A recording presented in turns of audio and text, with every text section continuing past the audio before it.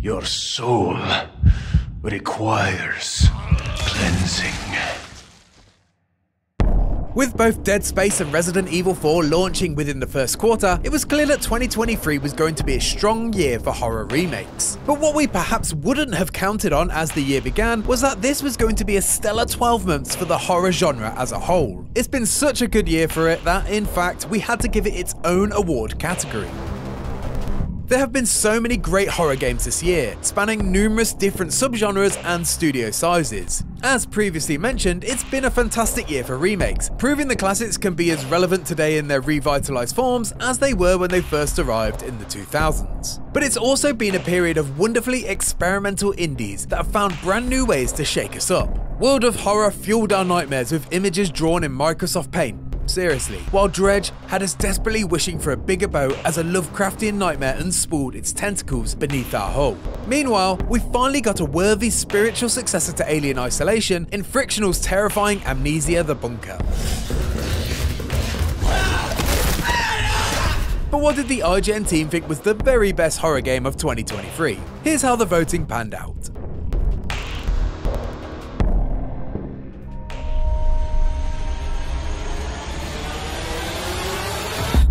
Tied with 2.4% of the vote each are Sons of the Forest and World of Horror, both from smaller studios, and the latter is actually largely the work of a single developer, but that didn't stop them from taking Steam by storm. The long-awaited sequel to one of the most respected survival games of all time, Sons of the Forest builds on its predecessor's strengths to create a chilling journey in a cannibal-infested woodland. The crafting core of the original has been overhauled, with much more realistic building animations that enhance the immersion. But it's the adaptive AI that really makes Sons of the Forest what it is. The freaky cannibals of the island react to your presence in believable ways. Every enemy has their own wants and needs, and so their behaviour is unique to them. That makes every interaction unpredictable. Will the mutants peering from the undergrowth run in fear, or be the very last thing you see before it tears you limb from limb?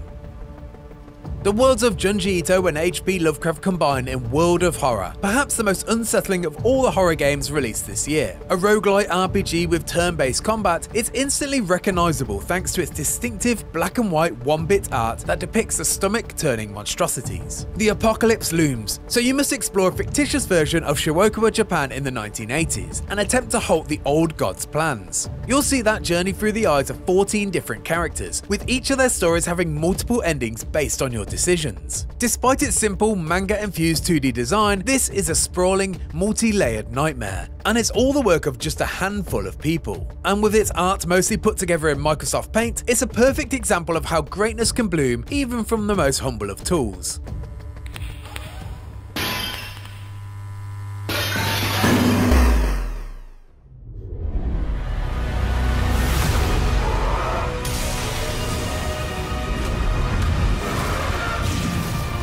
Don't you want to be reunited with the people you lost? Claiming 7.1% of the vote is EA Motive's accomplished remake of Dead Space, which took us back to the blood-drenched steel corridors of the USG Ishimura. One of the most technically impressive games of the year, it combines intricately detailed environments, astonishing lighting, and terrifying sound design to create a sci-fi haunted house that drips with oppressive atmosphere.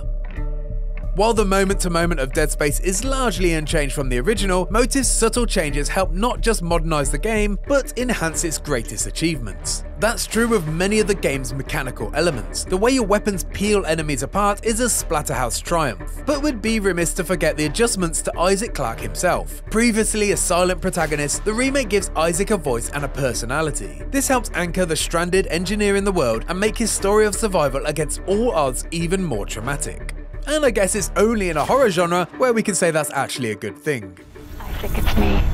It's all falling apart here. Hey, Isaac. You coming? Just let me go. Listen. I'm hearing the president's orders and... What is that? What do we do? The lost lambs are escaping.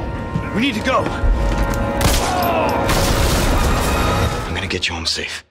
When 2019's Resident Evil 2 remake proved an essential horror masterpiece, fans unsurprisingly started asking for Leon Kennedy's adventure in Spain to get the same treatment. And they didn't have to wait long, and this year's Resident Evil 4 remake is every bit the lush recreation that people hoped for. While the contrast between the original and remake isn't quite as drastic for Resident Evil 4 as it was its predecessors, there's still a huge upgrade here. This is a grotesquely beautiful, atmospheric adventure with snappy combat and smooth exploration. It embraces the winding level of design of the original and provides all sorts of alleyways, corridors, and stairways to poke around for secrets, treasures, and scares in. And of course it gleefully plays around with the original game's esoteric roster of villains, from the doll-like Salazar to the intensity of cult leader Sadler. How unfortunate.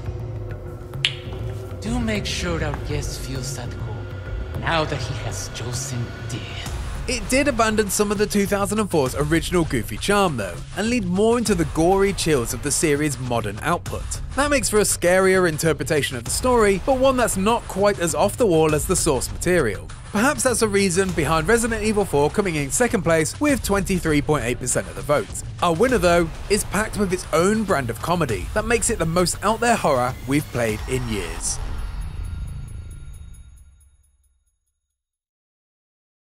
You left us on quite the cliffhanger. We've all been dying to know what "it's not a lake, it's an ocean" really means. You and me both. IGN staff overwhelmingly chose Alan Wake 2 as their best horror game of the year, with Remedy's Lynchian survival horror taking 64.3% of the votes. It's a wild ride, laced with laugh-out-loud Finnish humour, astonishing musical numbers, and a proverb-quoting janitor. But, as you'd imagine from its winning status, it's also an astonishingly scary journey into the clutches of a murderous cult and the depths of a supernatural New York-shaped prison. In fact, it's probably the closest any studio has come to capturing the terror of Silent Hill in quite some time. I brought you the Heart Witch. Show me the terror.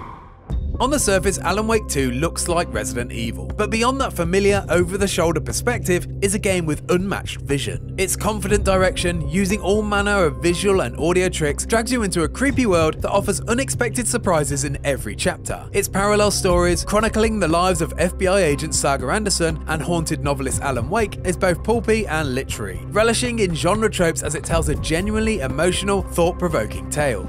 How do you run from an idea? From a story that lives in your head?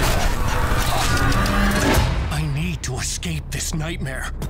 We waited 13 years for Remedy to get a second chance at continuing Alan's story, and it was worth every second of patience. It's the studio's most creative, artful work to date, and the best horror game of 2023.